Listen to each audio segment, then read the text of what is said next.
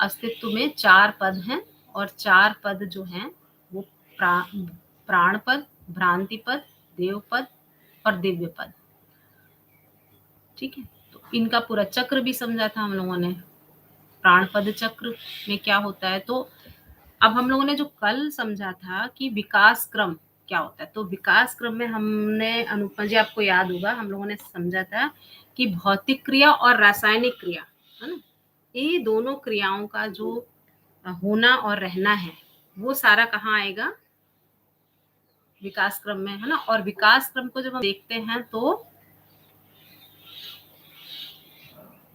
ये जो प्राण पद चक्र है ना, इसमें ही वो पदार्थ अवस्था और प्राण अवस्था आती है। ठीक है, तो जो पदार्थ अवस्था और प्राण अवस्था ये सब किस में आया, विकास क्रम में। ठीक, और विकास क्रम कहाँ पर है, तो वो प्राण पद चक्र में है।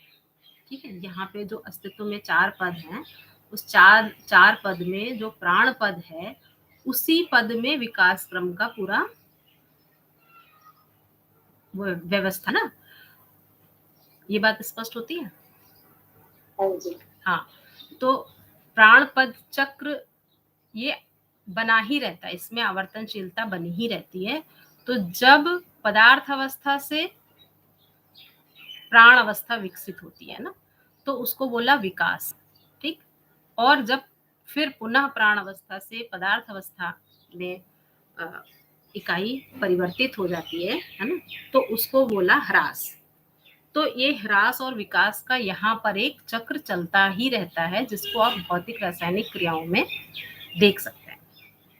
ठीक है, जैसे मिट्टी में बीज पड़ा और संपूर्ण जो भौतिक क्रियाएं और रासायनिक क्रियाएं हैं, है नहीं, उसमें ताप, उसमें उचित ताप, उसमें वातावरण, है ना, हवा, पानी, मिट्टी, ये सब आ गया। वो सब आपका पदार्थ अवस्था का ही है, मतलब पदार्थ अवस्था में ही आएगा वो सब।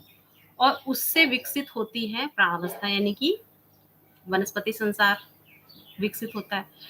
वनस्पति संसार में आप हर उसको देखेंगे इकाई को, तो वो कुछ समय तक उसमें ग्रोथ होती है ना, इसको बोलते हैं अस्तित्व प्लस पुष्टि, अगर आपको याद होगा। तो प्राण अवस्था में ग्रोथ होती है, लेकिन एक समय के बाद वो ग्रोथ जो है वो रुक जाती है और फिर विरचना शुरू हो जाती है ना। तो जो विरचना शुरू हो जाती है, तो संपूर्ण आप वनस्पति संसार को पाएंगे कि वो फिर मिट्टी में बदल जाता है ना। तो क्या हो जाता है, वो प्राण अवस्था में बदल जाता है, तो पंच तत्वों में विलीन हो जाता है, ऐसा बोलते हैं ना। तो इसमें ये क्रम चलता ही रहता है। इस क्रम के चलते चलते क्या होता है कि जीवावस्था का शरीर बन जाता है ना, और मानव का भी शरीर बन जाता है। तो ये जो प्राण अवस्था है तो सिर्फ इसमें भी चलता रहता है, और इसका विकसित स्वरूप कहाँ तक आ गया, तो जीवावस्था का शरीर और मानव का शरीर, वो भी प्राण अवस्था की इकाई में आ गया। तो ये विकास हो रहा है, ऐसा लगता है कि इसमें विकास हो गया है, विकास नहीं हुआ। क्यों? क्योंकि जो मानव का शरीर हो या जीवावस्था का शरीर हो, वो पुनः विरचित होकर कहाँ आ जाता है, तो प्राण अवस्था में, यानी मिट्टी में, यानी कि जड़ में परिवर्तित हो जाता है। ठीक है, तो वो विकास सा लगता है, पर विकास उसमें कुछ हुआ नहीं। विकास कहाँ हुआ, तो नेक्स्ट जो संक्रमण हुआ, तो जीवावस्था में जब वो शरीर, जो शरीर रचना हुई, उस शरीर रचना के हिसाब से ही, मतलब उस शरीर रचना के अनुसार जो गठन पूर्ण परमाणु है उस शरीर को चलाने लगता है ना। तो गठन पूर्ण परमाणु होना ये विकास है। पदार्थ अवस्था का प्राण अवस्था में बदल जाना और प्राण अवस्था का पदार्थ अवस्था में बदल जाना ये विकास नहीं है। इन्हीं में से कुछ परमाणु जो तृप्त हो जाते हैं उनको बोलते हैं गठन पूर्ण परमाणु। ये हम लोगों ने कल बात करी थी, है ना। तो गठन पूर्णता ही विकास है। हाँ, गठन पूर्णता ही विकास है। और विकास क्रम कहाँ है, तो भौतिक क्रिया और रासायनिक क्रिया में जो भी क्रियाकलाप हो रहे हैं वो विकास क्रम में आ जाएंगे। ठीक है, तो विकास हुआ गठन पूर्णता, गठन पूर्णता का क्या मतलब हुआ? तो चैतन्य परमाणु, है ना। तो हम लोगों ने कल पढ़ा था, कल बात करी थी, तो बाबा जी ने ये बताया था कि संक्रमण काल को नहीं देखा जा सकता कि कब जो है गठनशील से गठन पूर्ण हुआ। क्यों? क्योंकि काल और क्या चीज, और क्या एक बात हुई थी कि काल की गणना नहीं हो सकती, और एक और बात थी, मुझे याद नहीं आ रहा। दूरी, हाँ दूरी, हाँ, दूरी, हाँ दूरी, है ना। तो ये जीवन का वही नहीं है ना। तो संक्रमण काल कब हुआ, वो काल की गणना नहीं हो सकती। बस संक्रमण हुआ ये पता चलता है कि अजीर्ण परमाणु और भूखे परमाणु के बीच में तृप्त परमाणु भी हैं। वो तृप्त परमाणु को बाबा जी ने जब अध्ययन किया, है ना, तो उन्होंने पाया कि इनका आचरण निश्चित है, और उसको उन्होंने मनोविज्ञान में 122 आचरण के रूप में लिख दिया। तो विकास मुख्यतः क्या है? गठन पूर्णता। गठन पूर्णता के बाद का विकास क्या है? क्रिया पूर्णता। तो क्रिया पूर्णता कब है? जब ये जो भ्रांत मानव पद है ना, ये भ्रांति पद जिसको बोल रहे हैं, तो उसमें जीवावस्था में जीता हुआ वो जीवन, और जो जीव चेतना में जीता हुआ मानव, ये दोनों ही आ जाते हैं। तो जब जीव चेतना में जीता हुआ मानव होता है तो वो भी भ्रांत पद चक्र में आता है। तो क्रिया पूर्णता हो गया, और क्रिया पूर्णता के बाद आता है, सॉरी, गठन पूर्णता हो गई, गठन पूर्णता के बाद आता है क्रिया पूर्णता। तो क्रिया पूर्णता में क्या है कि मानव जो है, ये यहाँ संक्रमण होता है, तो मानव जो है वो 10 क्रियाओं के प्रति जागृत हो गया, है ना। मतलब कि 10 क्रियाएं जो है मानव की जीवन की, वो पूर्णता के अर्थ में अभिव्यक्त है ना। तो ये बात जब मानव समझ जाता है तो समाधान आता है, और समाधान पूर्वक जब मानव जीता है ना, जीने के को प्रमाणित करना चाहता है, तब बोलेंगे कि क्रिया पूर्णता हुई। ठीक है। और जब क्रिया पूर्णता हो जाए तब अब प्रमाणित करने का क्रम आता है ना। उसको बोलते हैं आचरण पूर्णता। आचरण पूर्णता, तो हम लोगों ने ये भी पढ़ा था कि समझ तो जाता है मानव, है ना, पूरा अस्तित्व दर्शन ज्ञान, जीवन ज्ञान, मानवीयतापूर्ण आचरण ज्ञान, उनमें एक सूत्रता, है ना, संस्कृति सभ्यता विधि व्यवस्था में एक सूत्रता, है ना, और प्रभुता, प्रबुद्धता, संप्रभुता और प्रभुसत्ता, इन सब की एक सूत्रता को मानव समझ लेता है। लेकिन जब जीने जाता है तो वो क्रम से जी पाता है। तो पहले वो मानव चेतना में जीता है, यानी कि पुत्रेष्णा, वित्तेष्णा और लोकेष्णा के लोकेष्णा के विषय को तृप्त करने के अर्थ में। फिर धीरे धीरे जब वो पुत्रेष्णा में, यानी कि न्याय पूर्वक जीने में सक्षम होने लगता है, तब जाके उसको बोलेंगे कितने स्तर की, तो ग्राम समूह व्यवस्था ना, या ग्राम समूह परिवार में फिर वो समृद्धि, यानी कि वित्तेष्णा की को तृप्त करने के लिए काम करता है। तो वो देव चेतना में जीने लगता है। तो मानव चेतना से समझता पूरे को है मानव, है ना। लेकिन जब प्रमाणित करने जाता है तो क्रम से प्रमाणित होता है। तो पहले मानव चेतना को प्रमाणित करेगा, फिर देव चेतना को प्रमाणित करेगा, फिर दिव्य चेतना को प्रमाणित करेगा। तो जब दिव्य चेतना तक प्रमाणित हो जाएगा तब बोलेंगे उसको आचरण पूर्णता। ठीक है। आचरण पूर्णता होने के बाद दिव्य पद में मुक्ति है, मतलब दिव्य पद है, यानी कि पद मुक्ति है। ठीक है। तो ये क्रम हम लोगों ने अच्छे से पढ़ा था अध्ययन बिंदु के उसमें। इस पे अगर आपको कोई प्रश्न हो तो बात कर सकते, नहीं तो दिव्य दिव्य पद में आने के बाद में कोई भी आवर्तनशीलता नहीं रहती। फिर पलट के आने का कोई रास्ता नहीं है। यहाँ से यहाँ, यहाँ से यहाँ, यहाँ से। अच्छा, ये इसमें एक बहुत खूबसूरत बात ये भी है कि अगर यहाँ से यहाँ संक्रमण हो रहा है तो ये वाली व्यवस्था खत्म हो जाएगी, ऐसा नहीं, ये भी निरंतरता में बनी ही रहेगी। यहाँ से यहाँ संक्रमण हो जाएगा जीवन का, है ना, तो भी ये नहीं है कि ये वाला चक्र खत्म हो जाएगा, ये भी बना रहेगा। तो ये पद चक्र है ही। ठीक है। इन ही पद चक्र, ये पद चक्र कहाँ है, तो बाबा जी ने बताया कि अस्तित्व में ये 4 पद हैं, ठीक है, और ये नित्य वर्तमान है। तो ऐसा नहीं होगा कि ऊपर की विकसित जैसे जैसे विकास होता जाएगा तो नीचे की वो परंपराएं जो है वो खत्म हो जाएंगी, ठीक है? तो चारों अवस्थाओं का नित्य परंपरा है, ऐसा बताया गया है जी। ठीक है, इसको एक बार हम लोग और पढ़ लें कहिए तो। हाँ जी, ठीक है, इसको हमने यहाँ पर वो भी कर इसमें लिया। जागृति क्रम में दीदी आपने कहा है हाँ, कि क्रिया पूर्णता होती है, विकास नहीं, विकास में वचन पूर्णता। जागृति क्रम में क्रिया पूर्णता नहीं होती है, जागृत होने हो गए तो क्रिया पूर्ण हुए, है ना। जागृति क्रम में तो जीव चेतना में है, और जीव चेतना में है का मतलब पशु मानव और राक्षस मानव है, ठीक है। तो जब तक जागृति क्रम में है तब तक अब हमको ये सूचना मिल रही है, तो हम सूचना के अंतर्गत अध्ययन कर रहे हैं, ठीक है। जब ये अध्ययन पूरा हो जाता है, यानी कि हम जागृत हो जाते हैं, कहाँ, तो अस्तित्व दर्शन ज्ञान, जीवन ज्ञान, मानवीयतापूर्ण आचरण ज्ञान में, ठीक। जब ये जागृत हो जाते हैं, हम का मतलब एक व्यक्ति की बात नहीं हो रही, हम का मतलब मानव जाति की बात हो रही है ना। हाँ जी, मानव जाति में कम मतलब जितने भी ज्यादा हो जाए, तो व्यक्तिगत ही नहीं है ये, क्योंकि अकेले में कोई जागृति है नहीं, समझने वाला समझाने वाले के सहअस्तित्व में ही जागृति है ना।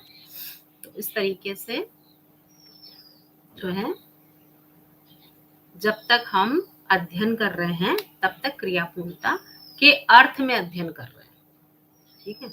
अध्ययन जैसे ही पूरा होता है ना, वैसे ही ऐसा आगे पढ़ेंगे भी, तो अध्ययन पूरा होता है तो हमारा जो अनुमान है वो परिपुष्ट हो जाता है, मतलब हम अभी अनुमान विधि से चल रहे हैं ना, कि ये सूचना मिली, अब हम उसमें अपना अनुमान लगाते हैं, अनुमान में कुछ चीजें सही लगती हैं तो उनको हम स्वीकार कर लेते हैं। तो ऐसे करते करते जब हम अध्ययन करते जाएंगे, तर्क पे तर्क बैठते जाएंगे, है ना, तर्क सम्मत है ना ये पूरा दर्शन, तो हमारा अनुमान परिपुष्ट हो जाएगा। अनुमान परिपुष्ट होने का मतलब है कि हमारा चित्त में पूरा चित्रण चिंतन से जुड़ जाएगा, है ना। और जैसे ही चित्रण चिंतन से जुड़ता है तो जो बोध प्रमाण है, यानी कि जो बोध हुआ है वो ऐसा ही है अस्तित्व में, ये बात हमको स्पष्ट हो जाती है। तो स्वबोध हो जाता है, सत्य बोध हो जाता है, आत्मबोध हो जाता है। तो बोध की जितनी भी वस्तुएं हैं वो हमको स्पष्ट हो जाती है, तब हम बोलते हैं कि हम मानव चेतना में संक्रमित हो। जब तक बोध ही नहीं हुआ है ना, ज्ञान संपन्न ही नहीं हुए, तब तक मानव चेतना में है नहीं, तब तक 4.5 क्रिया में ही जी रहे हैं, ठीक है। तो इस तरीके से जागृति क्रम में अध्ययन कर रहे हैं, किस लिए, जागृति के लिए, क्रिया पूर्णता के अर्थ में, ऐसा ये बनेगा। हाँ जी, तो अब हम लोग आगे इसको एक बार पठन कर लेते हैं, फिर बाबा जी को दोबारा सुन लेते हैं, है ना, फिर आगे बढ़ते हैं। तो पद भेद से अर्थ भेद को व्यक्त करने वाली वस्तु की पदार्थ संज्ञा है। तो पदार्थ यहाँ सिर्फ मटेरियल जो नाउन है उसको ही लेके नहीं बोल रहे हैं, पदार्थ का मतलब होता है पद भेद से अर्थ भेद। तो जितने यहाँ पद है ना, प्राण पद चक्र, भ्रांत पद चक्र, देव पद चक्र, तो जो पद होता है उसी के हिसाब से अर्थ होता है ना, ठीक है। तो पद भेद से अर्थ भेद इस रूप में कहा गया है, ये मानव व्यवहार दर्शन में भी है, और इससे हमको आगे जब भी हम पढ़ेंगे तो हमको स्पष्ट हो जाएगा। जहां पर भी पदार्थ लिखा है तो कहाँ पर उन्होंने जड़ वस्तुओं की बात कही है और कहाँ पर उन्होंने पद की बात कही है, ये अंतर हमको स्पष्ट हो जाएगा। तो पद भेद से अर्थ भेद को व्यक्त करने वाली वस्तु की पदार्थ संज्ञा है, ठीक। 4 पद हैं तो हमने पहले भी देखा, प्राण पद, भ्रांत पद, देव पद और दिव्य पद। अब पदार्थ ही इन चारों पदों में व्यक्त है, ठीक। परमाणु ही विकसित हुआ है ना, तभी उसी से ही भौतिक रासायनिक क्रियाएं हुई हैं, फिर उसी से ही चैतन्य परमाणु की विकसित हुआ है। है ना। तो प्राण पद में भौतिक रासायनिक वस्तु है। रासायनिक वस्तु का भौतिक वस्तु में परिणित को ह्रास। ठीक, इसको एक मिनट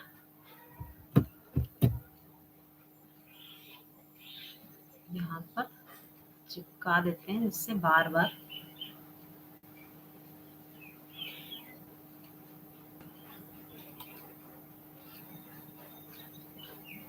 पेस्ट करने का यहाँ ऑप्शन नहीं आ रहा है।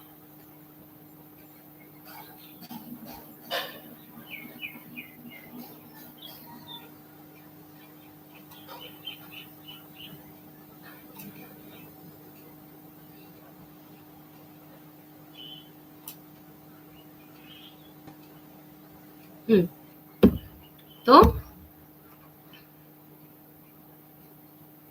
हम लोगों ने क्या देखा कि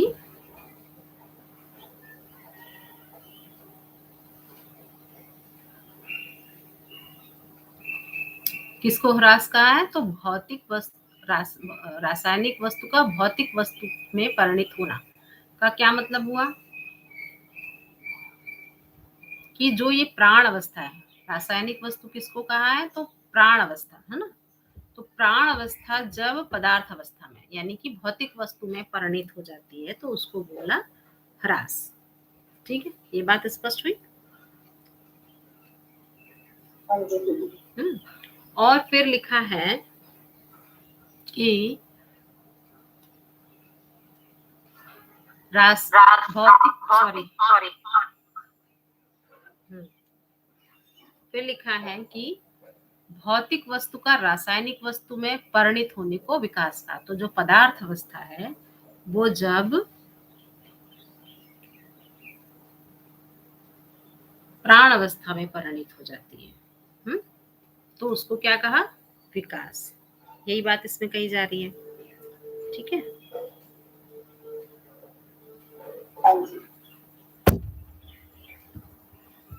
इस ढंग से यह एक चक्र है जिसको बोला प्राणपद चक्र। ठीक, अब भ्रांत पद में क्या है, ये भ्रांत पद है ना। तो भ्रांत पद में क्या है, जीवन का मानव शरीर को चलाने योग्य हो जाना विकास है। ठीक, जब चक्र की बात हो रही है तब विकास क्या है कि जीवन जो है वो मानव शरीर को चलाने योग्य हो जाता है। अब मानव शरीर को चलाने वाला जीवन का जीव शरीर को चलाने वाला होना ह्रास है। तो क्या है कि जब मानव शरीर को चला रहे हैं और फिर उस समय, है ना, मन में किसी किसी के आता है ना, हम बोलते हैं कि जब पूरा सघन हो जाता है कि हमको क्या होना है ना, क्या हमारी स्वीकृतियां बनी हैं जीवन को लेकर, तो हम फिर उसी हिसाब से नियति में व्यवस्था हो जाती है ना, उसी हिसाब से फिर अगली शरीर यात्रा बनती है।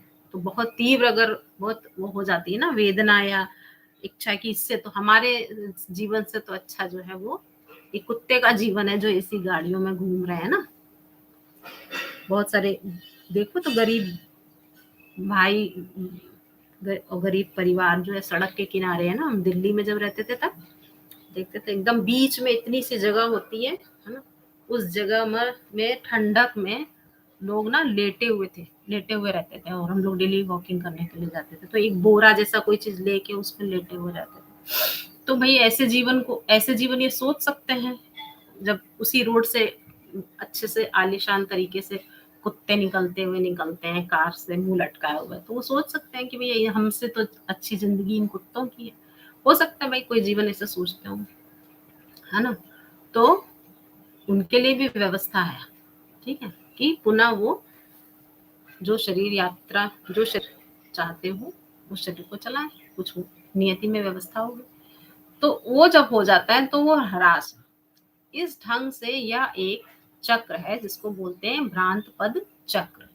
ठीक, अब भ्रांत पद चक्र में जीवन मानव शरीर को चलाए तब भी जीव चेतना ही है। इस चक्र में यदि जीवन मानव शरीर को भी चला रहा है तो भी क्या है, वो जीव चेतना ही है। जीव शरीर को चलाए तब तो जीव चेतना है ही। तो भ्रांत पद यानी जीव चेतना से देव पद यानी मानव चेतना में गुणात्मक परिवर्तन है। जो एक संक्रमण है। तो भ्रांत पद से, है ना, देव पद में संक्रमित होना, ये एक गुणात्मक परिवर्तन है। तो हम लोग जब शिविर करते हैं तो उसमें एक तरफ लिखते हैं जीवन की क्या आवश्यकताएं हैं, शरीर की क्या आवश्यकताएं हैं, फिर हम लोग लिखते हैं कि जीवन की आवश्यकताएं निरंतर हैं और गुणात्मक हैं, मतलब जीवन में गुणात्मक परिवर्तन होता है, मात्रात्मक परिवर्तन नहीं होता है। ये बात हम लोग पढ़ते हैं। तो वो जो वहां पे गुणात्मक शब्द का इस्तेमाल किया जाता है वो यही है। ठीक, क्या गुणात्मक परिवर्तन हो सकता है? तो जीव चेतना से मानव चेतना में संक्रमण को ही गुणात्मक परिवर्तन कहा जाता है। इससे कम में कोई गुणात्मक परिवर्तन नहीं है कि जीव चेतना में ही रहते हुए हम और अच्छा और अच्छा और अच्छा कैसे जी लें और ये मान लें कि हमारे अंदर बड़ा परिमार्जन हो रहा है। ऐसा नहीं है। तो जो जब तक गुणात्मक परिवर्तन नहीं है, जब तक गति नहीं है, तब तक हम भ्रांत मानव पद में जी रहे हैं और भ्रांत पद चक्र में पड़े हुए हैं, है ना। उसमें ह्रास और विकास में ही हम जो है चक्कर लगा रहे हैं। तो भ्रांत पद में रहते तक जीवन में कोई गुणात्मक परिवर्तन नहीं है। अब देव पद में, तो देव पद में देव चेतना से मानव चेतना में परिवर्तन।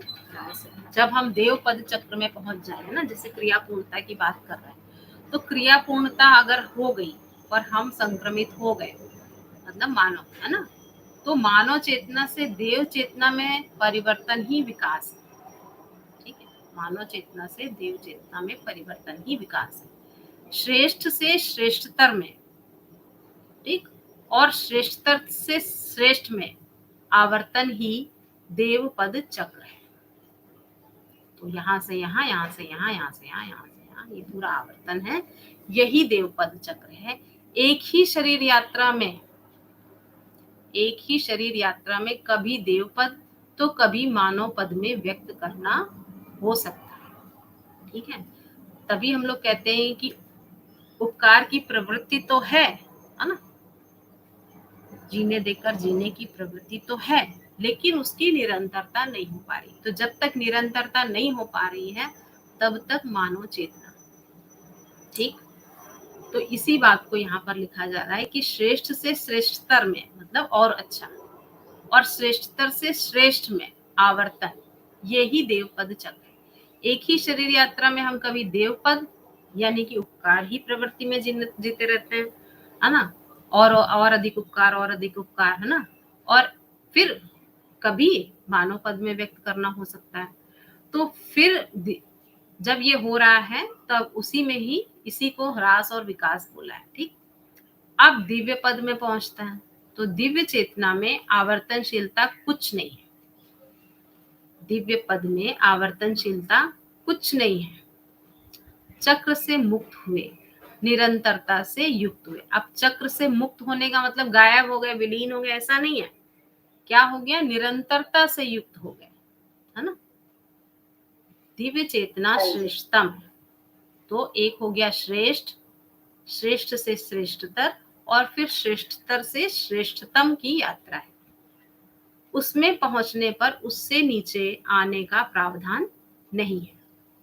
दिव्य पद एक संक्रमण है, दिव्य पद की निरंतरता है, इसमें अब ह्रास और विकास नहीं है, शरीर यात्रा में भी और शरीर यात्रा के बाद भी।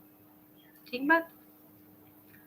तो देव पद चक्र तक जीवन को अपनी जागृति को प्रमाणित करने के लिए शरीर यात्रा की आवश्यकता शेष रहता है। कहां तक? देव पद चक्र तक शरीर यात्रा की आवश्यकता रहता है। ठीक, देव पद चक्र के बाद क्या होता है? दिव्य पद में आने के बाद शरीर यात्रा करना स्वेच्छा पर हो जाता है। इसको एक मिनट सही करते हैं, ऊपर का पढ़ लिया तो इसको ऊपर कर देते हैं।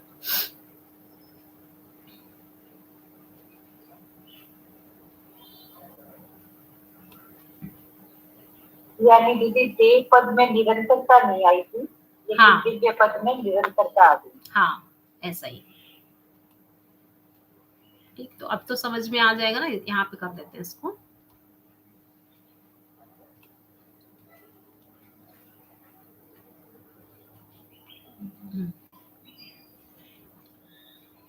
तो या इसको और छोटा ही कर देते हैं, बहुत छोटा कर देते हैं जिससे कि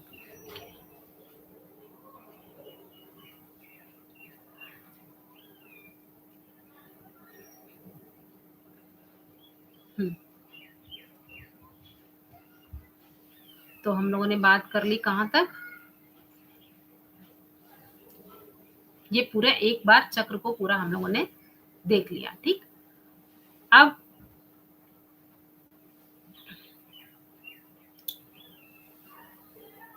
देवपद चक्र जीवन को अपनी जागृति को प्रमाणित करने के लिए शरीर यात्रा की आवश्यकता शेष रहता है। दिव्य पद में आने के बाद शरीर यात्रा करना स्वेच्छा पर हो जाता है ना। अब मतलब जब हम दिव्य पद में आ जाते हैं तो इच्छा अनुसार, है ना, ग्रहण करते हैं।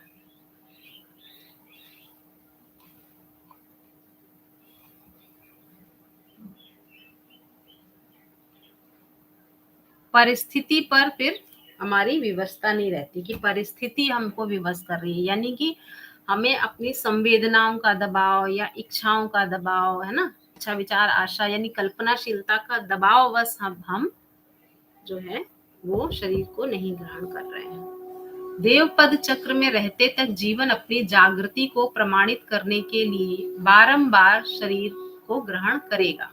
ठीक, ये बात समझ में आ गई कि जब कि क्यों करेगा? तो अपनी जागृति को प्रमाणित करने के लिए। ठीक है,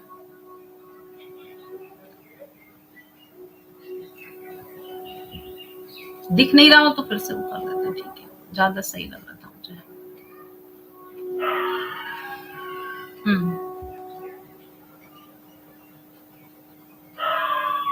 तो अपनी जागृति को प्रमाणित करने के लिए बारंबार शरीर को ग्रहण कर सकता है।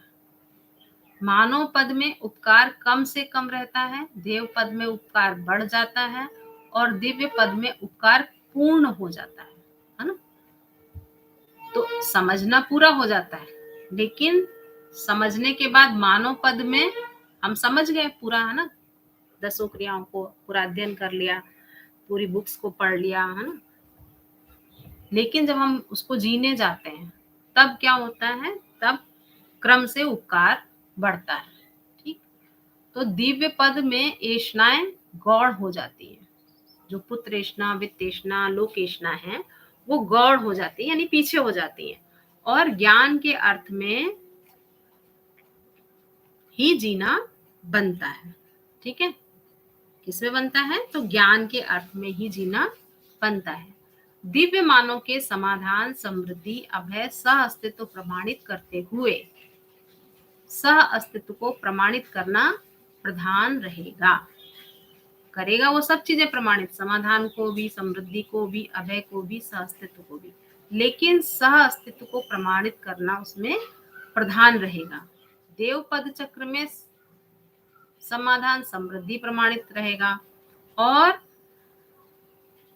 सार्वभौम व्यवस्था में जीने की विधि से अभय सदा सुलभ रहेगा। कब? देव पद चक्र में। हम भले कितनी भी अपेक्षा, कितना भी रोना पिटना अभी मचा लें, है ना, लेकिन वो प्रमाणित कब होगा? दिए देव पद चक्र में।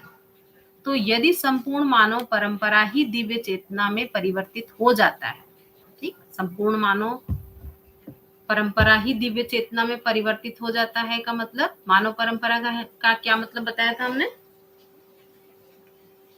याद है आपको?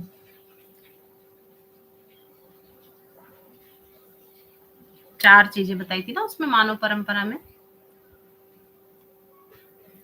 चेतना, विकास, मूल्य, शिक्षा, फिर उस शिक्षा के आधार पर मानवीय आचरण, फिर उस शिक्षा के आधार पर विधि, फिर उस शिक्षा के आधार पर संविधान। हाँ, तो वो सारी चीजें जो हैं जब दिव्य चेतना में परिवर्तित हो जाती है, ठीक, उसके बाद दिव्य जीवन ही मानव शरीर ग्रहण करेगा। क्योंकि दूसरा कोई रास्ता नहीं है। तो अगर हम चाहते हैं कि हमारे घर और आंगन में, है ना, देवी देवता जो है जन्म लें, है ना, हम फिर से सती अनुसुईया और गार्गी और ये सब जो है ना, जिन्होंने देवी देवताओं को अपने गोद में खिलाया, अपना दूध पिलाया ना, अगर हम फिर से ये चाहते हैं कि ऐसा हो, तो उसके लिए क्या होना है? तो उसके लिए संपूर्ण मानव परंपरा ही दिव्य चेतना में परिवर्तित हो, ठीक? तभी जो है दिव्य जीवन ही मानव शरीर ग्रहण करेगा, क्योंकि कोई दूसरा रास्ता ही नहीं है ना। पहले एक व्यक्ति फिर अनेक व्यक्ति देव पद चक्र में मानव या देव मानव पद में काम करेंगे, ठीक? तो ऐसा नहीं कि सारे एक साथ करेंगे। तो पहले एक व्यक्ति फिर अनेक व्यक्ति देव पद चक्र में मानव या देव मानव पद में काम करेंगे। फिर देव चेतना के मार्गदर्शन में, ठीक, परंपरा बनाने की बात है, यानी कि जो चारों ये परंपरा के स्तंभ हैं, उन स्तंभों को खड़ा करने की बात है।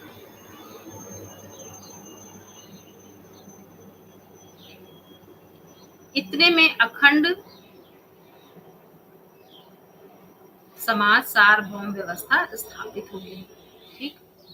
तो मानव चेतना पूर्वक मानवीयतापूर्ण आचरण पर आधारित व्यवस्था हो जाता है।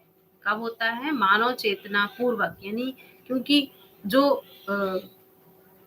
मानव देव चेतना में जी रहे हैं मानव, वही जो है मार्गदर्शन करते हैं किसको? मानव चेतना वालों को।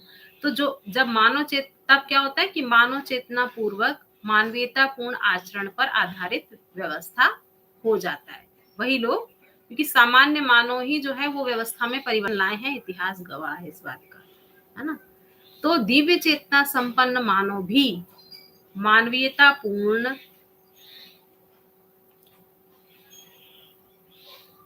आचरण ही करेगा। तो आचरण तीनों मानव चेतना वाला हो या दिव्य चेतना वाला हो या दिव्य चेतना वाला, तीनों चेतना वाला मानव आचरण तो मानवीयतापूर्ण ही करेगा, है ना। स्वधन स्वनारी, दयापूर्ण कार्य व्यवहार और मूल्यों का निर्वाह, है ना। तो स्वधन स्वनारी और स्वपुरुष, है ना। तो स्वपुरुष स्वनारी यानी कि जो भी हमारा पार्टनर है ना। फिर परधन पर स्त्री पर पुरुष वाला और पर पीड़ात्मक कार्यक्रम वो खत्म हो जाएगा, ठीक। तो संपूर्ण मानव यही करेगा, स्वधन स्वनारी स्वपुरुष और दयापूर्ण कार्य व्यवहार में जिएगा। दयापूर्ण कार्य व्यवहार का मतलब ही है जीने देकर जीना, है ना। यानी ऐसा वातावरण उपलब्ध कराना, सर्वसुलभ कराना, ताकि हर मानव जो है वो मानव चेतना में जी सके। तो आचरण सभी मानवीयतापूर्ण ही करेंगे। सार्वभौम व्यवस्था सभी को स्वीकार होती है, ठीक। इसके आधार पर दिव्य चेतना प्रभावी होना शुरू हो जाता है, ठीक। तो बड़ी विकसित इकाई से जो अविकसित इकाई है वो प्रभावित हो जाती है, ठीक। तभी चारों अवस्थाओं में अक्षुण्णता हुआ, ठीक। अक्षुण्णता का मतलब निरंतरता हुआ। जीवन क्रम से दिव्य पद में संक्रमित होते गए। मानव चेतना से देव चेतना, देव चेतना से दिव्य चेतना। तो जब संक्रमित होते गए तो क्या हुआ? जनसंख्या नियंत्रित हो गई। अभी चाहे कितना भी नारा लगाओ जनसंख्या नियंत्रण के लिए, एक तरफ जनसंख्या नियंत्रण की बात करते हैं, दूसरी तरफ क्लोन बनाने की बात करते हैं, रोबोट बनाने की बात करते हैं ना। मतलब इंसान कम पड़ रहा है उनको, तो उससे तो जनसंख्या नियंत्रित नहीं हो रही है ना, भयभीत जरूर हो रही है। तो तभी जनसंख्या नियंत्रित होगी और सब संतुलित रहने की व्यवस्था है। इस तरीके से क्या है, संपूर्ण मानव जाति जब देव पद में संक्रमित हो जाती है, तब अधिकांश लोग मानव चेतना में जिएंगे। कुछ लोग देव चेतना को प्रमाणित करेंगे और इसके साथ ही दिव्य पद में मानव परंपरा के प्रमाणित होने की संभावना उदय हो जाती है। तो क्या होता है, संपूर्ण मानव जाति जब देव पद चक्र में संक्रमित हो जाती है तब अधिकांश लोग मानव चेतना में और कुछ लोग देव चेतना में और कुछ फिर मानवीय दिव्य पद में मानव चेतना को यानी मानवीय परंपरा के प्रमाणित होने की संभावना उदय हो जाती है। देव चेतना के आधार पर मानव चेतना में देव चेतना के आधार पर, अब आधार क्या होगा, देव चेतना। देव चेतना के आधार पर मानव चेतना में स्थिरता निरंतरता परंपरा स्वरूप में हो जाती है, क्योंकि अनुकरण अनुसरण उन्हीं का होता है ना, तो परंपरा में फिर निश्चितता और निरंतरता हो जाती है।